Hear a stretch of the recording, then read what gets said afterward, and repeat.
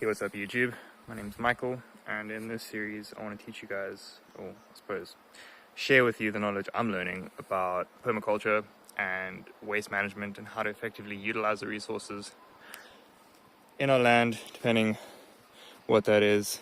In our case it's a little farm, but in your case it might just be your back garden or the patio of your apartment. Doesn't really matter.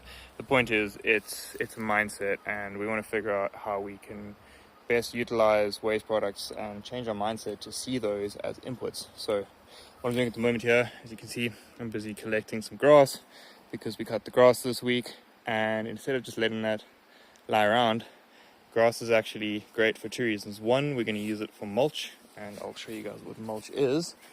Let's take a little walk to some of the garden beds, show what mulch is. That's one way I want to use it. And then another way that I want to try to use it is as an input for our compost beds. And as we'll discover throughout the series, compost really is the key. It's kind of the engine room to setting up a successful garden. But over here, as you can see, we've got some tomatoes. I've just plucked a few, some of them have fallen to the floor there. We've got a tomato bed here, and this over here amongst the plants, this is mulch. So basically all it is taking things like grass, leaves, sticks, twigs, all that kind of stuff, and creating a layer above the soil. And as you can see, what that's doing is it's creating a nice warm little environment for these little critters to live in. It's keeping the soil nice and moist, so even if it doesn't rain for a while or we don't water the garden every day, the soil stays at a nice sort of moist consistency.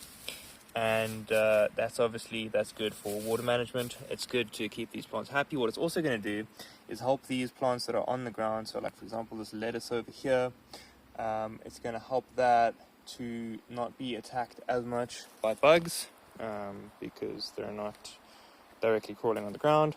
Obviously some of the plants like the tomatoes we can elevate, but for other things it's nice to have that layer of protection. Also, when it gets cold in the winter, it acts as a blanket, which is great. It's going to help you to keep your plants nice and warm.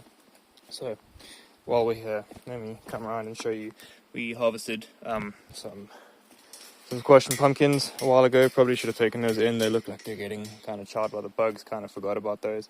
But I want to show you some of the things we got inside here. So we've got some new spinach seedlings in the ground. Got some tomatoes up on this string structure that I built a little while ago.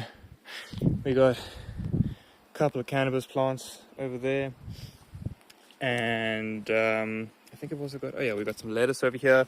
This zucchini was actually completely overpowering. It had taken over this entire garden bed a few weeks ago. It was all along all of this fence line, and basically everything else was suffering, so we had to sort of cut it back. The zucchini and the squash and the pumpkins just became too much, so we cut those back. And over here we've got a couple of green peppers busy forming at various sizes, and this is just one of a few garden beds that we got going. But all of them we sort of try to employ the same general tactic, which is good soil. So good soil we get with using our waste products and creating compost and adding natural organic materials to the soil, and then we layer that with some mulch, and then from there we try to just let it sort of do its thing and not mess with it too much. So that's what we're going to explore in this series. I'm going to share what I know, what I've learned in the past 8 months of doing this, about how to use your waste products in a permaculture kind of mindset.